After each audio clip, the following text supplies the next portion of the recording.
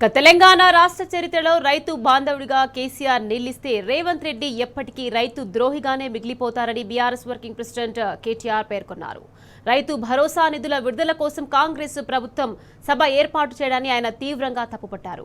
కాంగ్రెస్ ప్రభుత్వం 30 నెలల పాలనలో దాదాపు 30,000 కోట్ల రైతు భరోసా ఎగ్గొట్టడమే కాకుండా మళ్లీ సభల పేరిట నాటకాలు ఆడడానికి ఏమాత్రం సిగ్గనిపిస్తలేదా అని ప్రశ్నించారు.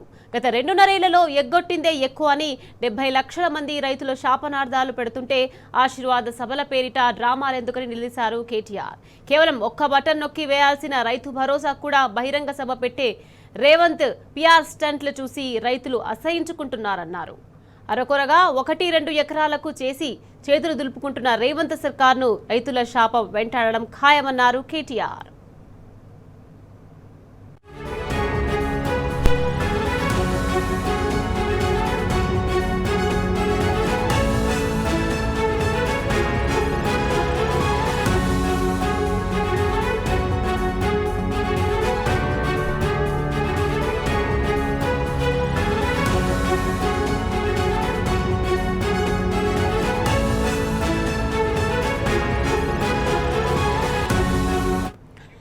ఇప్పటికే 50,000 కోట్లతో చేయాల్సిన 2 లక్షల రుణమాఫీని చారానా కూడా చేయకుండా అధికారంలోకి రాగానే అన్నదాత గొంతు కోసాడని రేవంత్ పై మండిపడ్డారు. 72 సార్లు రేవంత్ ఢిల్లీ టూర్లకు పనికిరాని పబ్లిక్ మీటింగ్లకు పెడుతున్న కోట్ల రూపాయల ఖర్చును ఆదా చేసి ఉంటే రైతులకు పెట్టుబడి సహాయం దక్కేదన్నారు.